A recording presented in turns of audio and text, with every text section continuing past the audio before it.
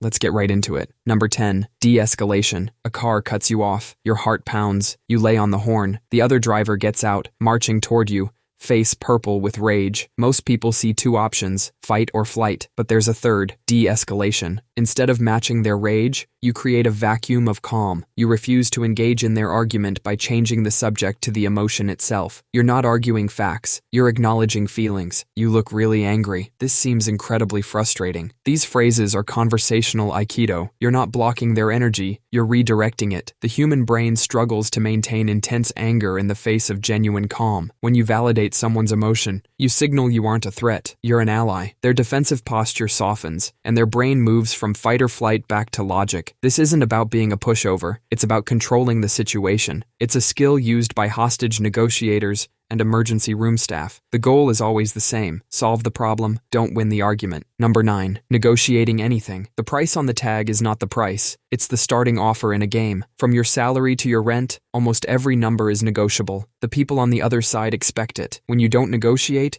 they quietly pocket the difference. The first rule, whoever says the first number usually loses. This is called anchoring. If a recruiter asks for your salary expectation, and you say $60,000, the rest of the conversation is anchored there. A better response, I'm evaluating the market rate, but I'm more interested in hearing the budget you've allocated. You've forced them to show their hand. The second rule is to turn the negotiation into a collaboration. Don't say, I want more money. Say, how can we get to a number that works for both of us? Using we frames you as a team solving a mutual problem. The third rule is to justify your ask with objective criteria. It's never, I feel I deserve a raise. It's based on the industry average and the value I brought to the X project, which increased revenue by 12%. I am looking for a salary of Y. You're making it about market facts and proven results, making it hard for them to say no without looking unreasonable. This isn't about being aggressive. It's about being prepared. Number 8, advanced Googling. Google is the most powerful library in history, yet most people search it by screaming a random question into the main hall. Learning its language is the difference between finding an answer and finding the right answer. If you search for how to start a business, Google looks for pages with any of those words. But if you search for how to start a business in quotes, you tell the engine to find that exact phrase, eliminating millions of irrelevant pages.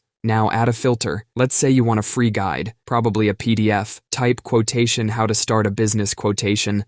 File type :PDF. You are now filtering the internet for high-value documents. The real power comes from combining these. Imagine you need a marketing plan template from a reputable university. Type quotation marketing plan template quotation. Site :edu. File type :pptx. You just told Google, find this exact phrase, only on .edu websites, and only show PowerPoint files. You're not searching anymore. You're commanding. One more. You're researching a company's work culture, but only want discussions from the last year. Type site :reddit.com, quotation Acme Corp culture quotation, then use the tools menu to set the time range to past year. You've cut through years of outdated information.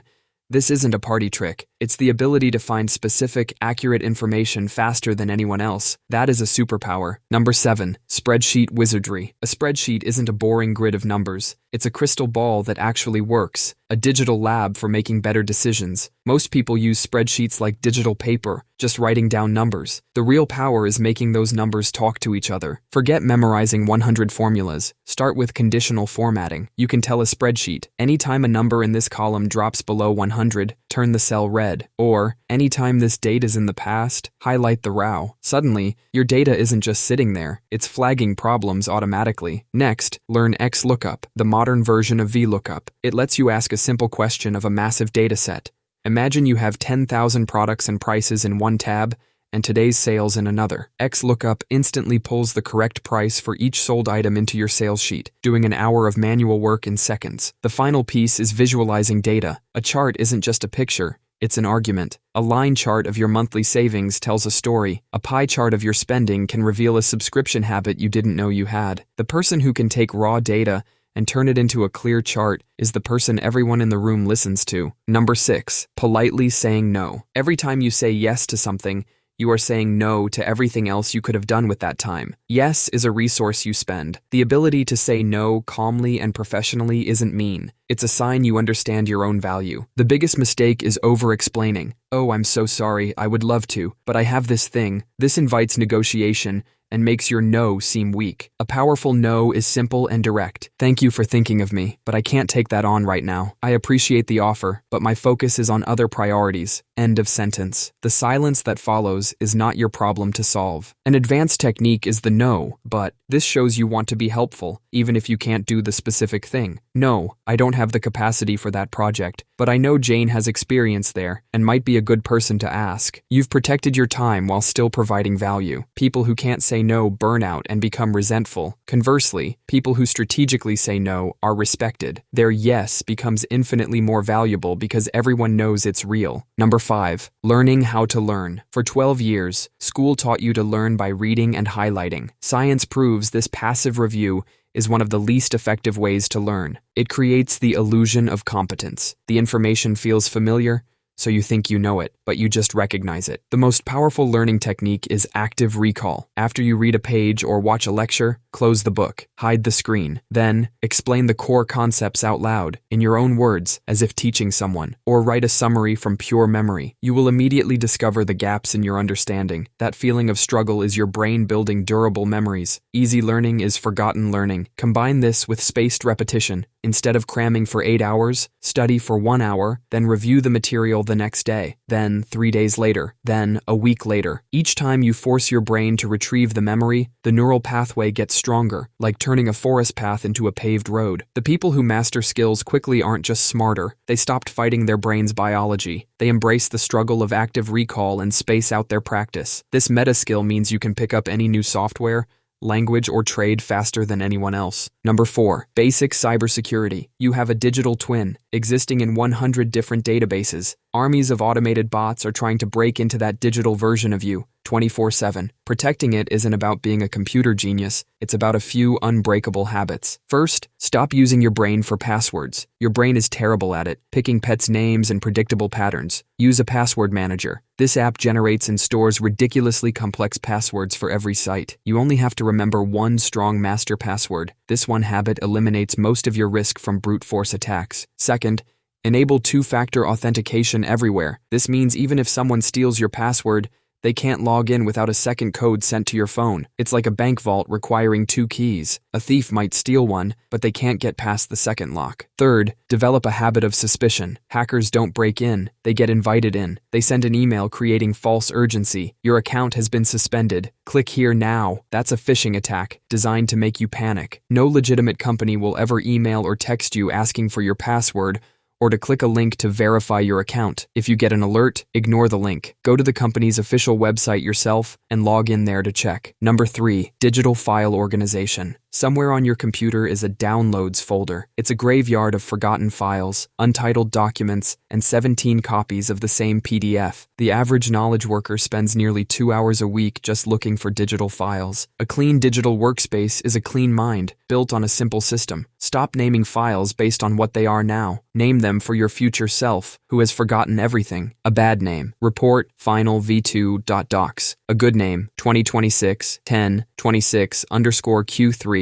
marketing report underscore v2.docs. The year month day format at the beginning is a cheat code. It forces all your files to sort chronologically, automatically. Next, build a simple, scalable folder structure. Create a few top-level folders: underscore active projects, underscore archive, underscore reference. The underscore keeps them pinned to the top of the file list. Inside underscore active projects, each project gets its own folder. When a project is done, you don't delete it. You move the entire folder into underscore archive. This isn't about being neat. It's about reducing friction to find any document in under 15 seconds. The person who can pull up the exact file a client asked for from 3 years ago while still on the phone looks like a wizard. They're not. They just took one afternoon to build a system so they never have to think about it again. Number 2. Meal prepping. Every day around 5 p.m., you pay the decision tax. Your brain is tired from 1,000 choices, and the last thing you want to do is figure out dinner. So you pay the tax. You order expensive takeout you'll forget in an hour. Meal prepping is how you stop paying that tax. The secret isn't cooking 5 identical, boring meals. The secret is to prep ingredients, not just meals. On Sunday, spend 90 minutes on 3 tasks. 1. Cook a big batch of a neutral grain, like rice or quinoa. 2. Roast a huge tray of your favorite vegetables. 3. Cook a versatile protein, like chicken or lentils. These are now your building blocks. On Monday, combine them in a a bowl with a sauce. On Tuesday, wrap them in a tortilla. On Wednesday, throw them in a pan with broth for a quick soup. Your brain thinks it's getting something new, but you only did the heavy lifting once. And the most important part, prep a flavor bomb. Make a delicious sauce, a vinaigrette, or a spice blend that makes you genuinely excited to eat. A jar of homemade peanut sauce makes plain chicken and broccoli taste like a restaurant meal. If you dread eating your prepped food, the system will fail. By preparing something delicious, you're not just saving time and money, you're buying back your willpower. Number 1. Active listening. Most conversations are just two people taking turns broadcasting their own thoughts. One person talks, and the other isn't really listening. They're just waiting for a gap to say what they were going to say anyway. This isn't communication, it's a series of overlapping monologues. Active listening is the rare skill of shutting down your own broadcast